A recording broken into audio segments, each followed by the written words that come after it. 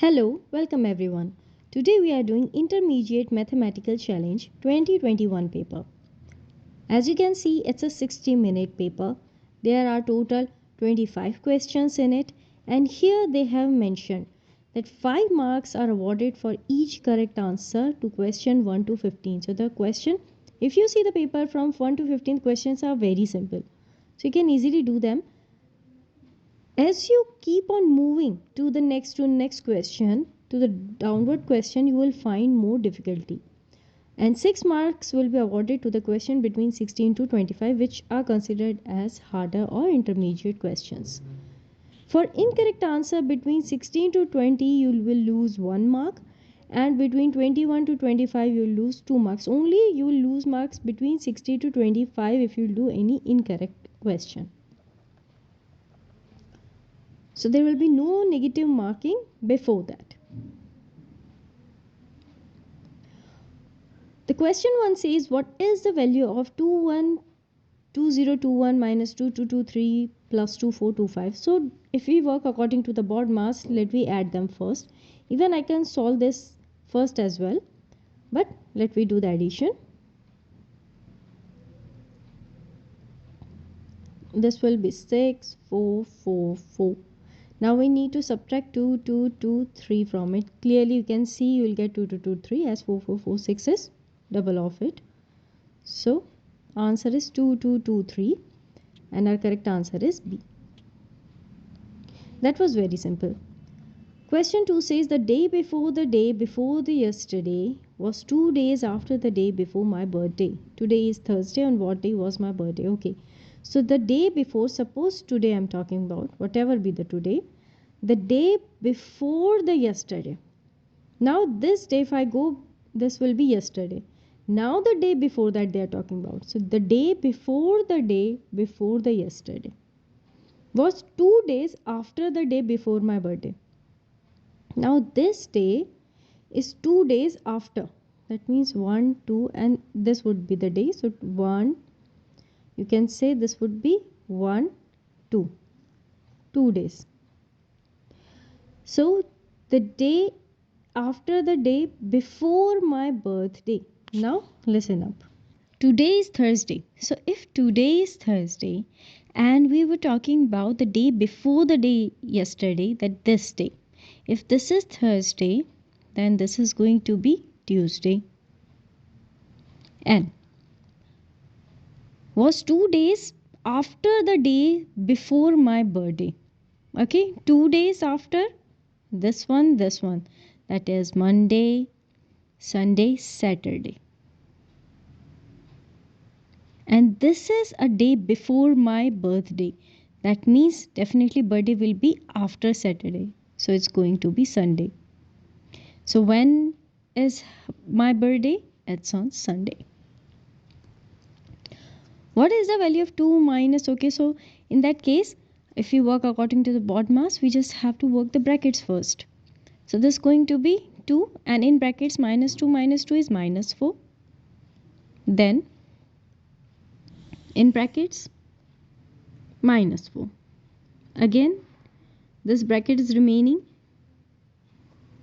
Let me expand this bracket. Minus will become plus. And minus 2, minus will become plus. So 2 plus 4 minus 2. 2 multiplied by minus outside. 2 plus 4 minus 2. Answer is just 4, which is C. The diagram shows the square PQRSTU VW WXYZ angles PUV XYZ are given. That means these angles are given 62 here and 74 here. You have to calculate the angle VWX, this angle. It seems a little bit difficult at first, but because we have to find something that connects all these angles. If you see this one, specifically only this one, this is a heptagon because there are 7 sides that you can see. So U, W, Y, Q, P, or U, P, Q, Y, X, W, V. This is a heptagon. And we know that in any polygon, the sum of the angles of interior angle is n minus 2 into 180, whereas n is the number of sides. So if you want to know the sum of all the interior angles of a heptagon, you just need to use this formula where n stands for 7. That means 180 minus into 5, that is 900. So sum of all the angles, that means angle U plus angle P plus angle Q plus angle Y plus angle X plus angle W plus angle V plus angle U is equals to 900. So how many angles we have written? U, P, Q, Y, X, W. This is 1 angle, 2 angle, 3 angle, 4 angle, 5 angle, 6 angle, 7 angle and 8 angle. 7 angle, sorry.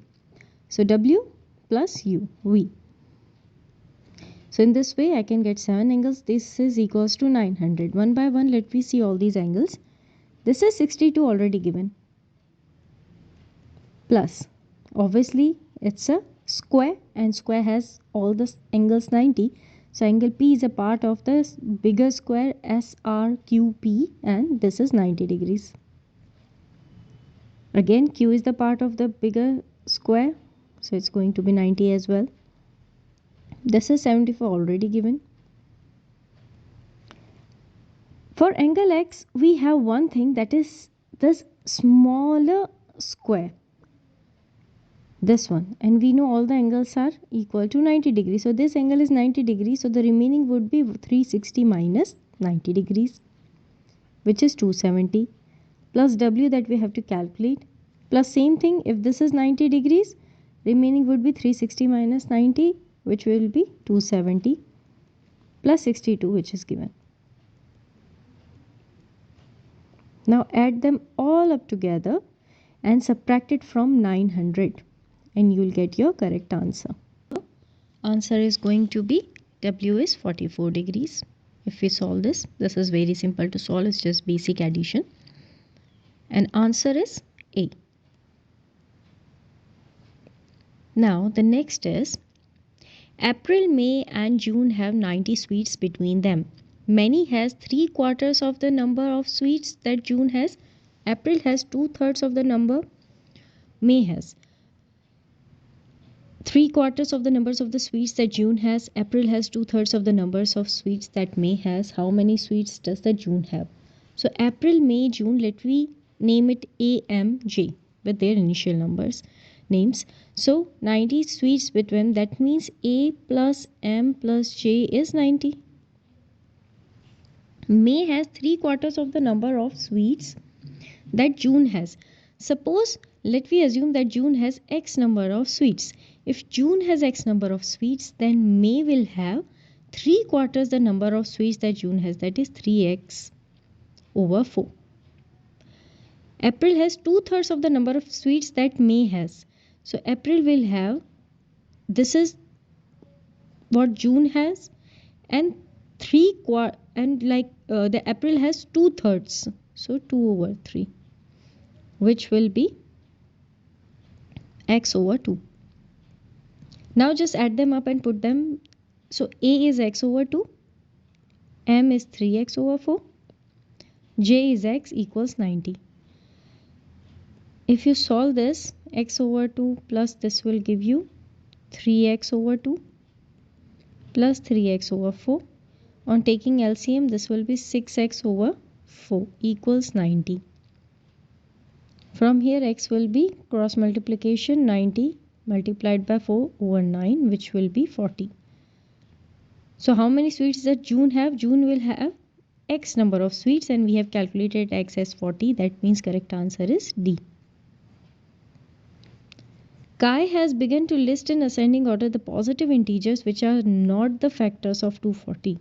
What is the sixth number on Kai's list? So let me see what are not the factors. For factors, that means if you divide those numbers, if I divide 240 by those numbers, it should leave no remainder. That's the meaning of factors. 1 is divisible by 240 definitely. 2 is divisible by 240 as well, because 240 over 2 will give you 120, leaving no remainder. 3 definitely, we know 4 plus 2 is 6. This is a way to know whether any number is divisible by 3 or not. Add them up and see if the sum is divisible by 3 or not.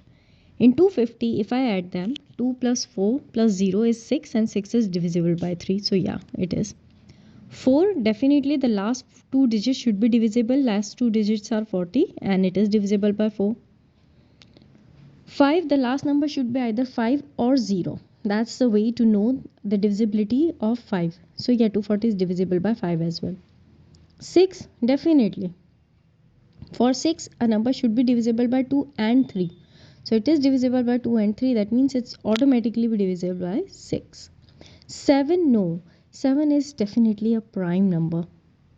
So we'll get first number which is not divisible by 240. Then 8. 8 is yes divisible by 8. 9. The divisibility check of 9 is add all the numbers up just like 3, but you have to see whether they are divisible by 9 or not. 2 plus 4 is 6, but 6 is not divisible by 9. So the next number which is not a factor of 240 is 9. 10, if any number is if 10 is a factor of any number, its last digit should be 0, and yes, 240 has a last digit 0. That means it's divisible by 10. 11, it's a prime number. So you can say 11 is definitely a factor of, not a factor of 240.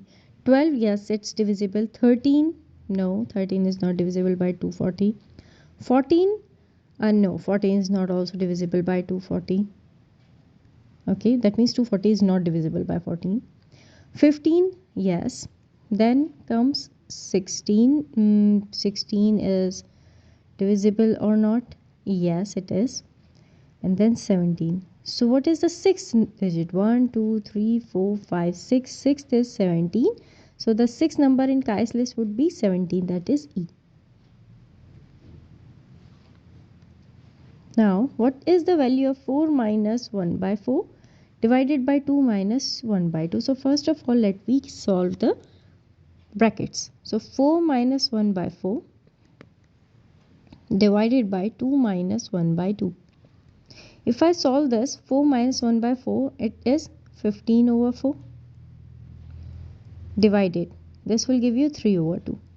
Whenever we divide the fractions, what we do, we just reciprocal it. That means even like for integers as well, it means you first need to replace division sign with multiplication. First fraction remains as it is. So I'll write 15 over 4 as it is. Now division sign will be changed to multiplication, and this fraction will get reciprocal. Reciprocal, that means numerator will go to denominator and denominator will go to numerator. It will become 2 over 3. If you solve it, you will get 5 over 2 as your answer, which in mixed fraction written is 2 1 over 2, which is C around answer. Diagram shows two 10 by 14 rectangles. There are two rectangles which are edge to edge share a common vertex. It also shows the center O of one rectangle and midpoint M of one edge of the other. What is the distance OM? See, this is a rectangle and this is a rectangle. Obviously the longer length will be 14. So in this case it would be 14. If I name it, it would be easier. A, B, C, D, E, F, G.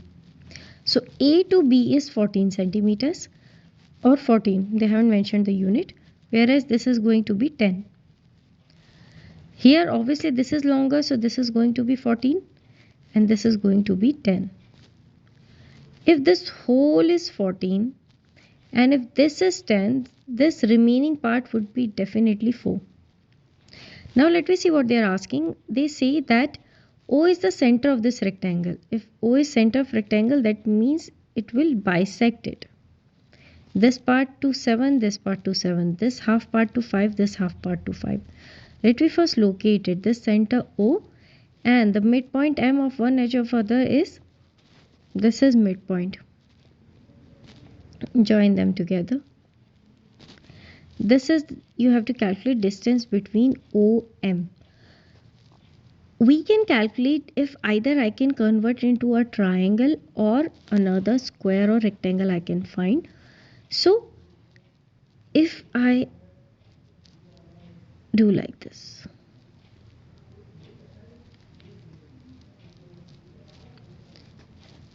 definitely it would be easier for me if I calculate, because this is a straight line, this is going to be straight line, so it's definitely going to be a right angle triangle.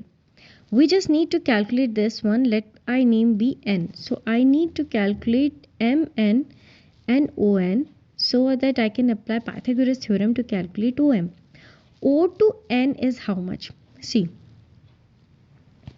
we know M is a midpoint and M and R in a straight line. So definitely this line is dividing it into two equal parts. This whole is 10. So this is going to be 5 and this is going to be 5 as well.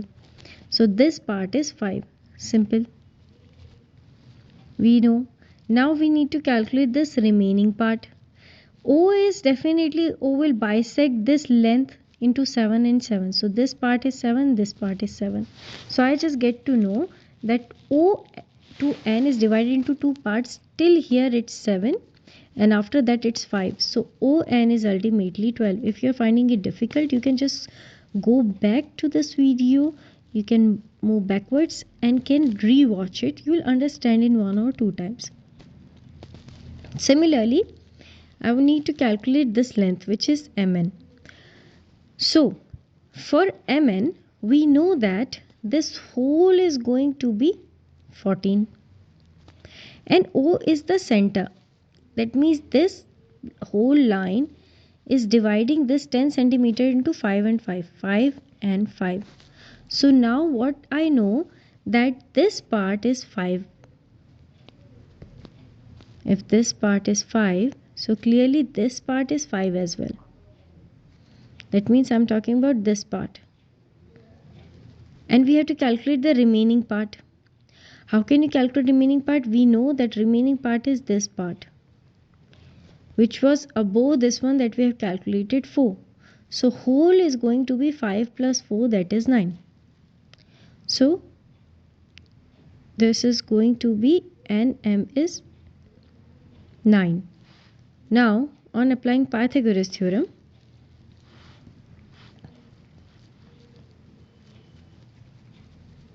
look into this one in the original diagram.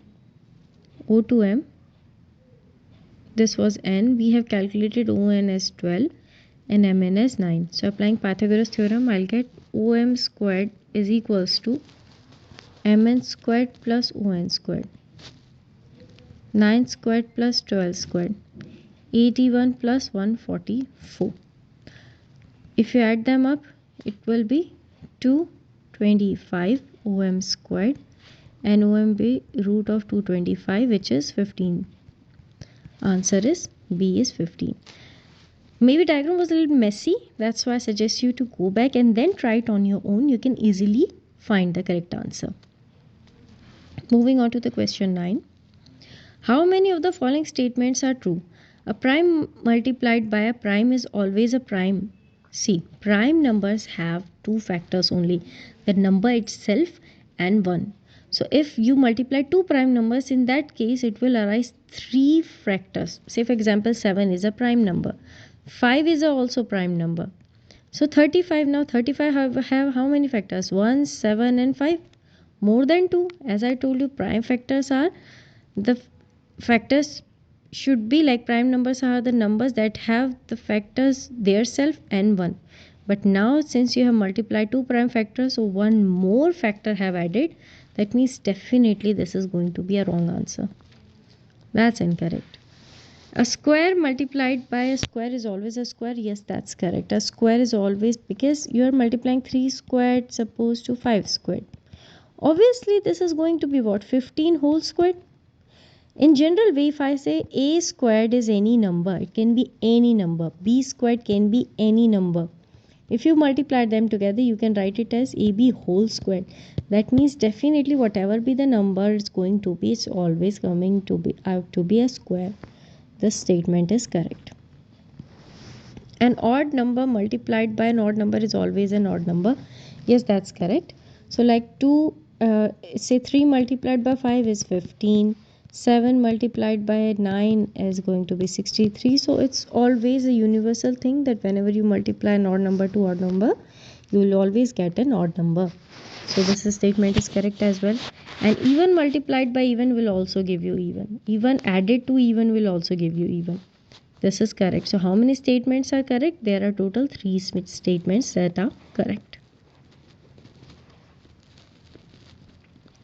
The prime factor decomposition of 2021 is 43 into 47. What's the value of 53 into 57? See, you can directly multiply 53 into 57, but to save your time, they have already mentioned this one, and I suggest you to use this one. That's why they have mentioned 43 into 47. 53 can be written as 43 plus 10. Why I have written? So that I can use this decomposition. Multiplied by 57. 57 can be written as 47 plus 10. When you expand it, you will get 43 into 47 plus 43 into 10 plus 10 into 47 plus 100. I just expanded a plus b times a minus c. You have done it earlier. Same thing I did it here. 43 into 47 we already know, which is 2021. This is 430, this is 470, and this is 100. Now it's 013. It was very easy to calculate it. Answer is 3021, which is D.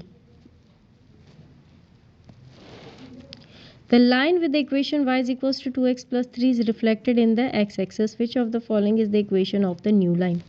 See, whenever you are reflecting something in y-axis, you will always find a change in y coordinate. That means see, if they reflected in x-axis, that means this is. Suppose there is a point negative comma 3. So to find reflection, what we do? We just draw a perpendicular from the point to the mirror line, which is x-axis. Now with the same distance, this distance is definitely 3 units. Plus 1, sorry. So it's definitely 3 units. From 1 to negative 3, if you move upwards towards x-axis, the distance is 3. So same, you have to move forward 3 units here. So from 0 to 3, x will remain same. Obviously there will be no change in x, but the y will change, and minus 3 plus 3 will be here at 0. Then adding 3 will give you 3. So what you can see that x, the coordinate of x is exactly the same. Previous it was 1 and now it's 1 as well. But the change is in y. So previously it was negative 3, now it's positive 3. So whenever something you're reflecting about x-axis, important thing is the x remains as it is and y will have a transformation. There will be a reflection in y. So the negative will become positive, positive will become negative. So what will happen here then? Y will become negative. So y will become negative, which is 2x plus 3. Now divide or multiply both the sides by negative 1. Y is equals to minus 2x minus 3. That's your final answer, which is E. Andrew calculates that 40% or 50% of x is equals to 20% of 30% of y, where x is not equals to 0. What is or which of the following is true? See, 40% of 50% of x. First calculate 50% of x. That is x into 50 over 100, which is x over 2. Now you have to calculate 40% of x over 2. See, Andrew calculates the 40% of 50% of x. So first I calculated the 50% of x, and then I need to calculate 40% of it, which is 40 over 100. So answer is x over 5. For y, it's equals to 30%, 20% of 30% of y. First calculate 30% of y, so 30 over 100 into y. So 3y over 10 is 30% of y, then calculate 20% of it. So 20% of 3y over 10. which is 3y over 50. These two are equal. So x over 5 is equals to 3y over 50. Cancelling it out. Y is equals to 10x over 3. Answer is E. For rest of the questions, visit part 2 of this paper.